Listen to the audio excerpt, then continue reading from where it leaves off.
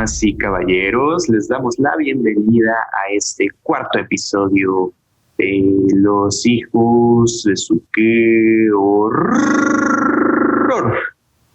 Este podcast en el que cada semana hablamos sobre una película que es completamente icónica dentro del género de terror en el cine y nos adentramos en las razones por las cuales se volvió una obra de culto.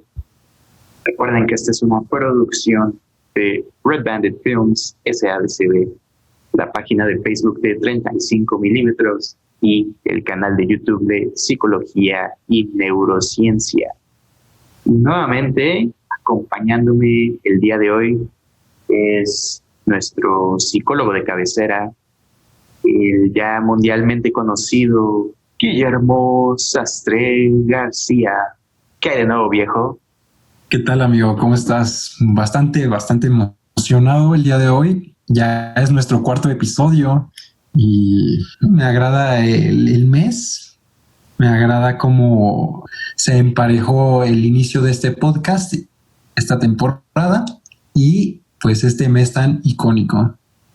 Así es, hermano. Es increíble pensar en cómo se alinearon los astros para que nos tocara hacer este podcast ya en este mes, que es el mes de las cosas tenebrosas por excelencia, el mes de las calabazas, de las brujas, de los fantasmas, el pan de muerto, las películas de terror en la tele y, por supuesto, los chiquitines pidiendo dulces en cada casa.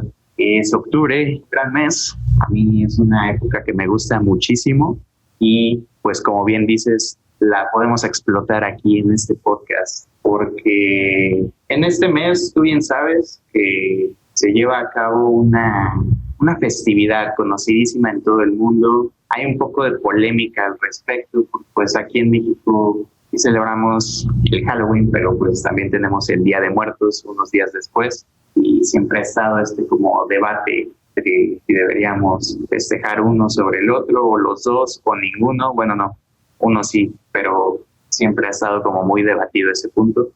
Sin embargo, pues el Halloween es famosísimo. Todos los niños lo esperan con ansias para disfrazarse.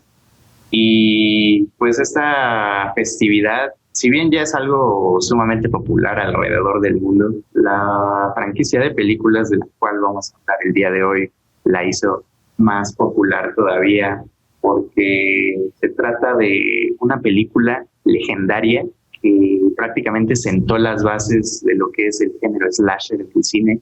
Es la película que lo transformó todo y dejó una mancha imborrable, no solamente en el cine de terror, que eso es obvio porque es una de las mejores películas de terror que existen, sino también en la historia del cine en general.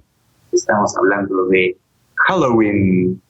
Hay un mítico tema de piano que anuncia la llegada de este asesino serial sin expresión alguna, porque todo el tiempo lleva una máscara sobre su rostro, que es Michael Myers, y le vamos a pedir a nuestro postproductor que ponga unos segunditos de ese mítico tema de Halloween, ese tema de piano, porque es algo simplemente icónico dentro del cine. Así que, postproductor, por favor, le pedimos el cue musical para anunciar la llegada de Michael Myers.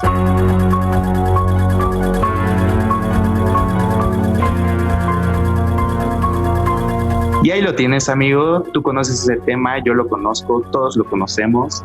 Es famosísimo. Y déjame preguntarte, ¿tú qué opinas de estas películas de Halloween? Bueno, evidentemente son una serie de películas bastante populares, tal vez no tanto como Viernes 13 o como Chucky, por ejemplo. Sin embargo, tiene su mérito. La verdad es que hay versiones, ya ves que hay diferentes películas de esta franquicia. Sin embargo, pues la original creo que fue bastante asertiva en cuanto a lo que quería transmitir, ¿no? Como un asesino distinto, un asesino bastante peculiar, bastante extraño de cierta forma. Y bueno, realmente es una película de horror bastante interesante psicológicamente hablando. Totalmente, estoy de acuerdo contigo, mi buen camarada. Y pues recordarás que en el episodio pasado, amigo, tú hacías unos comentarios bastante controversiales con respecto a Michael Myers y cómo puede llegar a ser un poco tonto al momento de llevar a cabo sus asesinatos, un poco bruto, aunque se mueve de forma muy pesada en las escenas.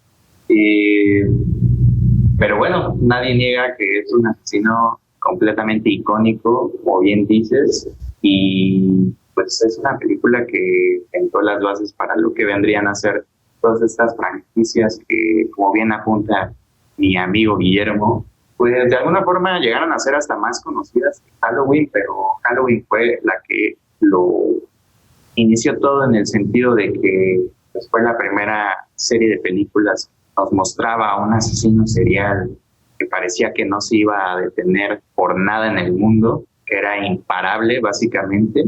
Y pues la película como tal fue un suceso en el cine estadounidense. Se convertiría en una serie de 11 películas de la saga, 8 pertenecientes a pues lo que podríamos considerar la historia principal de Michael Myers. Nosotros solo vamos a hablar de la 1, no se preocupen, tardaríamos horas en cubrir todas las películas. Y la verdad es que, como en casi todas estas franquicias de terror, no todas son muy buenas. Después vendrían 2 remakes del reconocido director y músico Rob Zombie. Y vendría, a final de cuentas, una especie de secuela reboot en el 2018, en la que veríamos el regreso del personaje principal de la primera película y esta legendaria rivalidad en el cine de terror. Es la saga de terror más taquillera. Y todo empezaría con una película de muy bajo presupuesto en el año 1978. Tú bien sabes, amigo, Tentas, era una situación un poco difícil en Estados Unidos porque Estados Unidos ya llevaba varios años de estar lidiando con la famosísima guerra de Vietnam, la maldita guerra de Vietnam, y las audiencias ya no querían ver películas sobre la guerra, ellos ya querían ver películas sobre el espacio, ya que fue la década en la que surgió esta legendaria franquicia que todo el mundo conoce, que es la de Star Wars. Y en el caso de los slashers, si bien ya se había estrenado en el año 74 La Masacre en Texas, creo que no sería hasta este año y con esta película que el slasher realmente tomaría forma, porque en verdad es la película que sentó las reglas que todas las demás franquicias imitarían después. Y pues la primera entrega de Halloween es dirigida por John Carpenter, que en ese momento estaba en sus 20s, era un director que, él había salido de la escuela de cine y ya había tenido algunas películas con cierto éxito, como el caso de El asalto al precinto 13,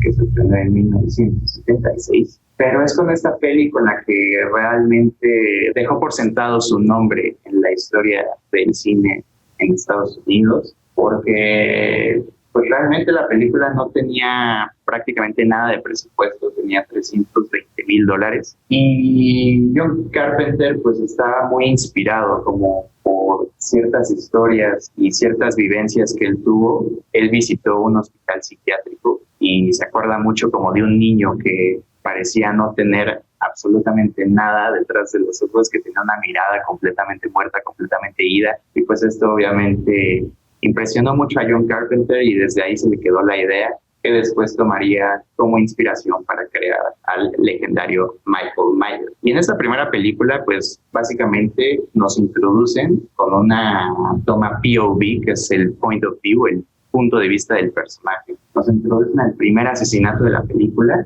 que es de la chica que después aprenderíamos que era la hermana de Michael Myers. Esta toma continua donde vamos siguiendo unas manitas que abren un cajón de la cocina, toman un cuchillo de cocina y apuñalan a una chica en su propia casa.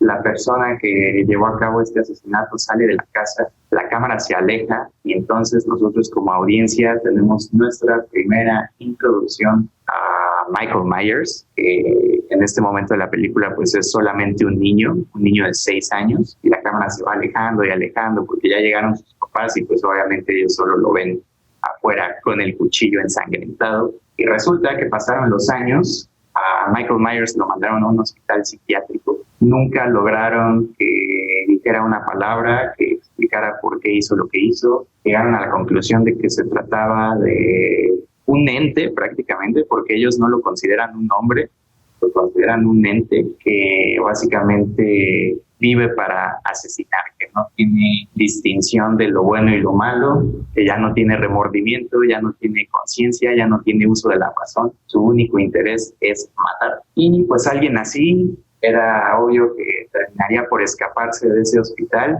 por lo que Michael Myers regresa al pueblo de Haddonfield, donde en la noche de Halloween asesinó a su propia hermana, y regresa ahora para acechar a los chicos de la ciudad, pero en específico a Laurie, que es interpretada por Jamie Lee Curtis. ¿Qué me dices de esta primera película, amigo? ¿Tú ya la habías visto? ¿Ya la conocías?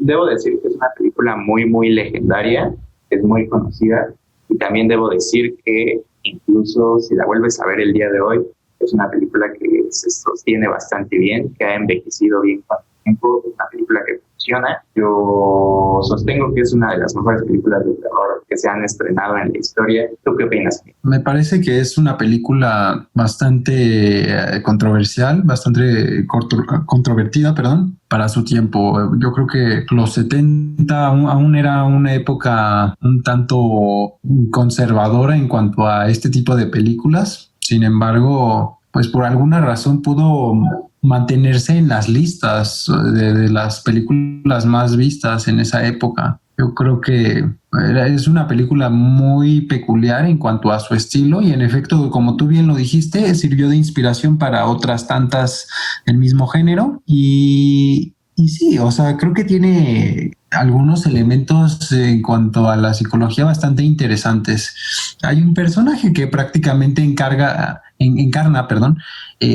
la psiquiatría y la psicología, sobre todo del siglo XX, que es el Dr. Loomis, ¿no? Uh-huh.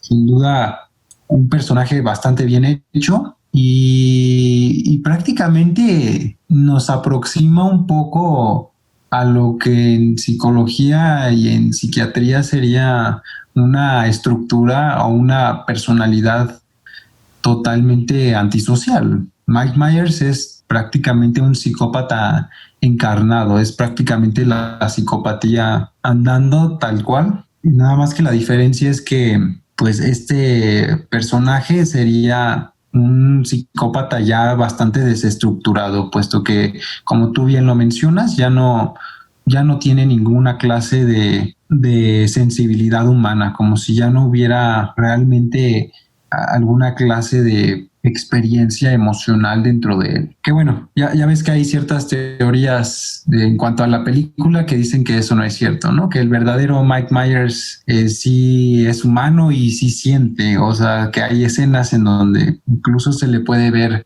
como arrepentido de lo que hace. Sin embargo, bueno, en esta primera parte no está muy claro realmente quién es el que está detrás de esa máscara. Sí, creo que mencionas un punto muy importante porque es precisamente la razón por la cual esta primera película funciona tan bien y por la cual la audiencia seguía yendo a verla, seguía recaudando muchísimo dinero. Llegó a recaudar 70 millones alrededor del mundo, que para una película de terror de un presupuesto que no llegaba ni al millón, pues no está nada mal. Y es justo lo que dices, amigo. En esta película a Michael Myers se le trata como a un ente muy impredecible, sí, pero también que no sabes muy bien el límite de sus habilidades, hasta dónde llegan sus habilidades y qué tan paranormales son, porque si bien se trata de un asesino físico que acecha a sus presas físicamente, todo el tiempo la película juega con estas escenas en las que los personajes, o en específico Laurie, ve a Michael pues a lo lejos, lo ve en alguna parte de la ciudad o de su vecindario o lo que sea, lo ve de lejos, voltea la mirada y cuando regresa a ver ya se había ido Michael Myers. Entonces como que todo el tiempo están jugando con que es casi una presencia fantasmagórica, en el sentido de que se puede prácticamente teletransportar de un lugar a otro, puede aparecer y desaparecer a voluntad. Y es justamente lo que hace muy bien la película, como que a través de la fotografía casi nunca subdimensionamos o le damos crédito a los directores de fotografía en cuanto al cine de terror se refiere, pero obviamente son una parte clave de que la película tenga éxito y se pueda generar esta atmósfera, porque precisamente en Halloween se juega muchísimo con esta técnica de cuadros dentro de un cuadro, en el que tú ves al mismo Michael Myers a lo mejor en el cuadro de una ventana, pero que está todavía lejana al personaje que está a punto de matar. Entonces es como esta forma de irte alertando a ti como audiencia que Michael Myers se acerca y te puede atacar en cualquier momento. Todo el tiempo está en las sombras, bueno, sobre todo en el último acto está en las sombras, está aprovechando la misma oscuridad de la noche. Y como bien dices, es un asesino bastante enigmático. Por lo menos en esta primera película se deja en claro que él prácticamente no tiene motivación alguna, más que básicamente conmemorar el aniversario de la noche que asesinó a su propia hermana, pero ahora llevando a cabo una serie de asesinatos mucho más grande. Y pues es algo icónico, ya empezando desde el diseño del personaje. La máscara es algo curioso porque es una máscara de William Shatner, el actor William Shatner, que interpreta al Capitán Kirk en la serie de Star Trek, y lo que hicieron fue pintarla completamente de blanco, y pues hoy por hoy es algo icónico, es una parte icónica de la franquicia, porque es esta máscara en la que literalmente no puedes verle los ojos a Michael, y es como si estuvieras viendo a pues algo que no es humano, a final de cuentas, algo que te va a seguir cazando hasta el fin de los días y que resiste balazos, resiste cuchillos, resiste caídas. Entonces, todo este misterio con el cual John Carpenter trata a Michael Myers, pues es un mérito de la película, a final de cuentas, porque todavía le agregas más a ese factor terror. Sí, definitivamente es una franquicia bastante importante para el cine de terror. Y te digo, sin embargo, creo que ahí el hecho de que Rob Zombie y compañía hayan hecho otras versiones, pues no sé qué tanto ayudó a la franquicia original. Ciertamente, para desgracia de todos los fans, pues la película, como pasa siempre, generó muchísimo dinero y obviamente los productores vieron una posibilidad de poder seguirle sacando un provecho, sacar secuelas. Entonces tendría Halloween 2. Y bueno, la razón por la cual ya no hablaremos como tan a fondo de estas películas, que en realidad son prácticamente 7 películas que vendrían después de la 1, que ya no serían tan buenas. Pero resulta que con el estreno de la última parte, Halloween 2018, toda esa serie de películas de 8 películas antes de la 1 ya no cuenta, ya es una historia alterna que ya no tiene que ver con la historia principal. Y esto a final de cuentas vendría a ser algo bueno porque, como bien dices, amigo, la verdad es que ya en las secuelas se les ocurrían historias muy, muy malas para justificar a Michael Myers. En la segunda resulta que Laurie y Michael son hermanos, que obviamente es un giro pues muy controversial, como que querían aplicar ahí la Star Wars, pero pues vaya, esta es la forma en la que justifican el hecho de que Michael siga regresando a acechar a Laurie específicamente. Y ya después en películas posteriores sería aún peor, porque inventarían ahí una subtrama con un culto, que al parecer Michael Myers es el producto de un culto y estos camaradas como estilo Illuminati lo tienen la capacidad de controlarlo, lo cual no tiene absolutamente nada de sentido. Por lo que es bueno que la historia oficial se componga solamente de la primera película, que es de la cual estamos hablando, y de la última secuela que se estrenó en cine. Y pues ciertamente, amigo, como que fueron bajando en calidad las demás películas. La verdad es que aquí en Los Hijos de Su Qué Horror les podemos recomendar la 2 como para que la vean luego después de la 1, pero tiene esta historia de que Laurie es, al parecer, hermana de Michael, entonces a muchos les puede parecer un giro muy sacado de la manga. En la 3 intentarían algo diferente con la franquicia porque ya no regresaría Michael Myers, ya sería una historia completamente diferente que se llama Halloween Season of the Witch, la temporada de la bruja, y esta sí se las recomendamos porque es una historia diferente, no tiene nada que ver con Michael Myers, se trata sobre una empresa que fabrica máscaras de Halloween que están literalmente embrujadas. Entonces tocan acá temas de brujería y pues está bastante entretenida. Esa sí se las recomendamos. En la 4 regresaría Michael Myers, pero ya sería una película muy meh, con historias que ya no tenían mucho sentido. La quinta, esa sí ya es mala, y la sexta creo que es de las peores que existen. Después vendría Halloween 20, H20, Halloween 20 años después, en la película que marcaría el regreso de Jamie Lee Curtis para interpretar a Laurie. Y pues esta es buena, esta sí se las recomendamos. La 8, que es Halloween Resurrección, es malísima, es la peor.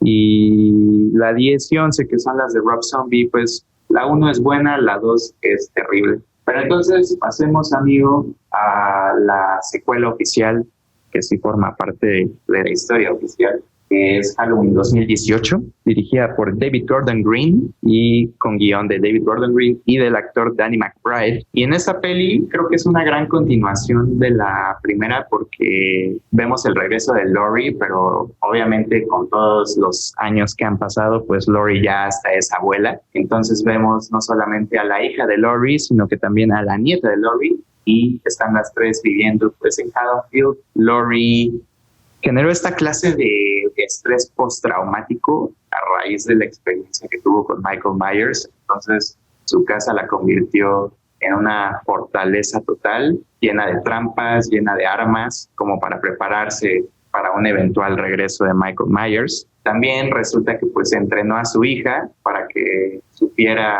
pues disparar, manejar armas, etcétera, y que pudiera defenderse contra Michael Myers. Y bueno, en efecto tenían razón. Resulta que Michael Myers lograron encerrarlo en un hospital psiquiátrico después de los eventos de la primera película, y ahí ha estado todo ese tiempo. Entonces lo van a visitar unos, pues son como investigadores que precisamente están preparando un podcast sobre Michael Myers. Lo entrevistan, le muestran la máscara original, esperando a que Michael tenga reacción alguna, y al parecer no es así. Al parecer ya Michael está completamente ido, pero oh sorpresa, el reencontrarse con esa máscara, amigo, despierta algo en Michael, sus instintos más primitivos, porque con la ayuda de un doctor que estaba muy obsesionado con el caso, que es precisamente un estudiante del doctor Loomis, para quien no haya visto estas películas, pues el Dr. Loomis es este personaje que nos explica básicamente quién es Michael Myers, porque él lo ha estudiado todo este tiempo, que es su paciente básicamente. Entonces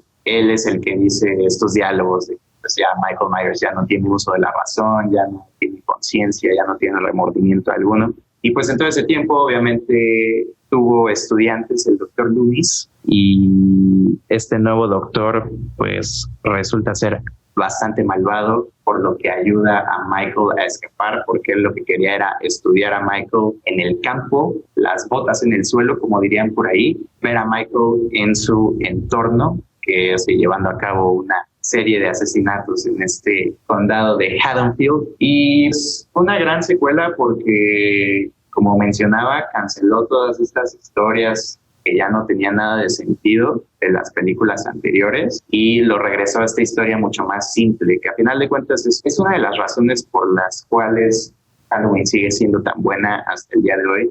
Es porque en esencia es una película muy simple, juegan mucho con la simplicidad de qué es lo que pasaría si un asesino enmascarado empieza a acechar a un poblado, a una ciudad chiquita. Entonces creo que eso es algo bueno, porque a final de cuentas en esta secuela como que regresan a Michael, este asesino misterioso que no sabes de dónde va a salir, ni dónde está, ni si ya lo venciste o no, sin todas estas tramas de que alguien lo podía controlar o de que Michael tenía razón alguna para llevar a cabo asesinatos. Aunque ya en esta secuela, no sé qué opinas tú, amigo, precisamente mencionábamos que la rivalidad de Laurie y Michael pues es de las más legendarias en el cine slasher, y creo que aquí lo ejemplifican muy bien porque se vuelven a enfrentar Laurie y Michael en la casa de Laurie, que resulta ser una trampa para dejar ahí a Michael y quemarlo vivo. Entonces hay este enfrentamiento 40 años después, y pues Laurie, al haber desarrollado esta especie como de estrés postraumático, obviamente lo único que quiere es acabar con Michael, y aquí se podría decir que Michael ya tiene una razón o una motivación para llevar a cabo sus asesinatos. ¿Tú qué opinaste de esta secuela, amigo? ¿Qué te pareció? Pues sí, es muy icónica esa rivalidad que hay entre Laurie y Myers, ¿no? Definitivamente, Pues yo lo veo como desde una perspectiva metafórica. En efecto, Laurie tiene cierto trastorno de estrés postraumático y prácticamente lo que hace en cuanto a su casa y su hija, su nieta, pues prácticamente es confrontar el pasado. O sea, técnicamente es una metáfora de cómo alguien con estrés postraumático en algún momento afronta tarde o temprano como la situación que le produjo pues esta labilidad emocional, esta estructura de alguna forma más frágil derivada del trauma, ¿no? La película es como es incluso hasta podríamos considerarla un homenaje a la primera película. Tiene escenas que ya habíamos visto en películas anteriores, pues las recrean, pero de manera muy original, sobre todo este mítico momento de la Halloween original en la que Michael Myers cae del balcón, se asoman, está ahí el cuerpo inerte de Michael Myers, desvían la mirada y cuando regresan, pues nuevamente Michael Myers ya no estaba ahí. Y aquí lo recrean, pero con Laurie. Entonces está bastante curioso porque creo que es una forma de representar pues lo que bien dices, que es la rivalidad que hay entre estos dos y el hecho de que Laurie de alguna forma se enfrenta con este pasado tan traumático que definió lo que sería su vida a partir de la primera película, porque aquí pues como ya mencionaba ya es una Laurie mucho más veterana en el sentido de que ya tiene conocimientos sobre armas, sobre juegos, sobre trampas, lo que ustedes me digan, ya es una especie de Rambo completamente lista para hacerle frente a Michael Myers. Y pues es una franquicia que tiene explicaciones interesantes y tiene teorías interesantes sobre qué es Michael Myers, porque ya ves que pues siempre se maneja esta idea de que Michael Myers es la personificación del mal puro. Y por ejemplo, en la película del 2018 se juega un poco con esta idea porque hay una escena en la que Michael entra a una casa cualquiera y hay un bebé y pues uno como audiencia se espanta porque ya sabe que Michael Myers prácticamente no tiene límite alguno y pues a la mera hora no pasa nada, Michael Myers ignora completamente al bebé, entonces a mí me gusta mucho este elemento de que dejen muy ambiguo cuáles son las motivaciones de Michael Myers al momento de llevar a cabo estos asesinatos. Creo que es un asesino bastante realista en el sentido de que pues hay veces en las que no siempre tienen una motivación clara y son muy impredecibles y creo que Michael Myers es la personificación perfecta de eso y pues creo que hoy por hoy la franquicia la están llevando por muy buen puerto con esta nueva película porque resulta que es parte de una trilogía. Se van a estrenar en el 2021 y 2022 si todo sale bien con esta pandemia, amigo. La verdad es que ya no se sabe. Películas se han estado retrasando, pero bueno, ya está completamente confirmado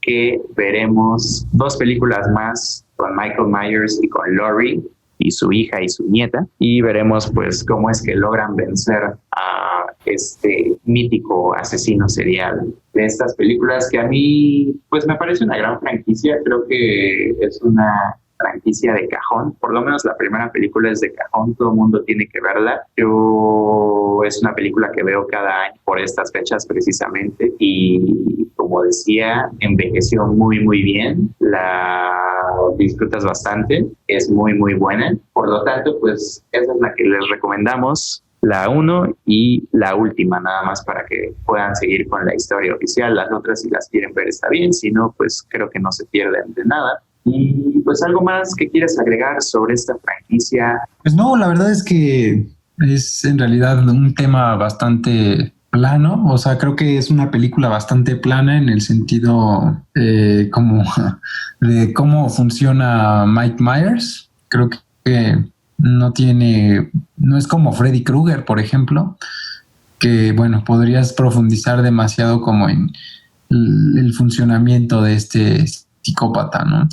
En este caso, pues lo interesante, a mí me parece bastante interesante el Dr. Loomis, o sea, creo que es el personaje que se lleva en realidad el crédito en la primera entrega. Y digo, no sé, o sea, es icónica la película, sin embargo, pues como ya lo mencioné en el podcast pasado, no es mi favorita de las películas de este género. Por lo que entiendo, tú dirías que le puedes ganar a Michael Myers, ¿no, amigo? Pues es que llega un punto donde deja de tener tanto sentido, amigo. O sea, es muy lento y es inmortal. O sea, entonces prácticamente no puedes hacer nada contra él. Es decir, a pesar de su lentitud, de su poca, no tiene ninguna clase de articulación, ¿no? O sea, no hace chistes, no hace bromas, ni siquiera es agresivo en el sentido de que haga comentarios como Chucky, ¿no? Que es racista, es grosero y prácticamente, bueno,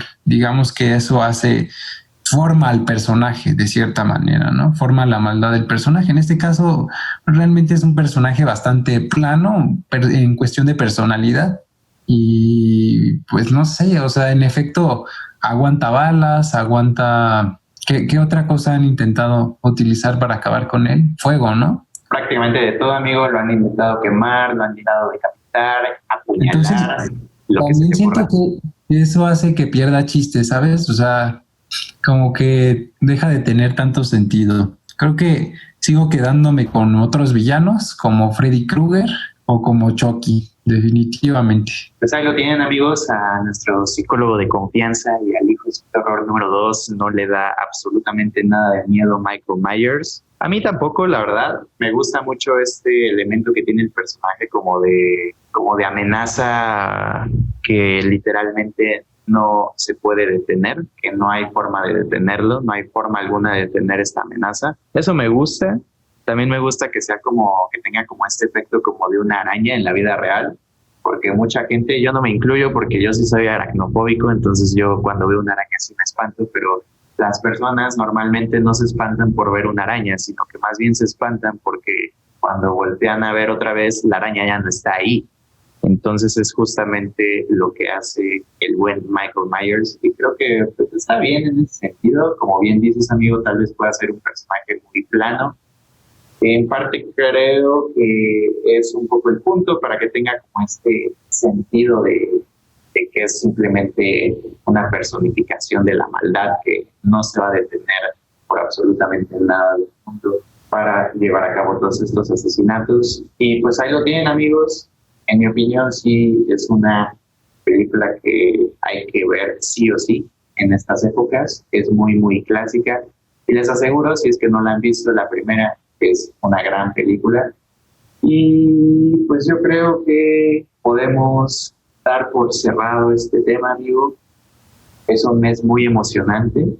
La verdad es que todavía tenemos ahí un par de franquicias que vamos a tocar en las siguientes semanas, pero también estamos preparando un especial bastante interesante de Halloween y el Día de Muertos. Así que estén atentos, amigos y amigas. Ya saben que nos pueden escuchar en Spotify, en Anchor, en Apple Podcast, Pocket Cast y cualquier otra plataforma de podcasting en el mundo que se les ocurra, cualquiera, ahí vamos a estar. Nosotros fuimos Guillermo Sastre y yo, Sebastián Santos. Les recordamos que se suscriban a los canales de Red Bandit Films en YouTube y al canal de Psicología y Neurociencia también. Recuerden que habrá un nuevo episodio del podcast de los hijos de su ¡qué horror! Cada viernes a las 13 horas.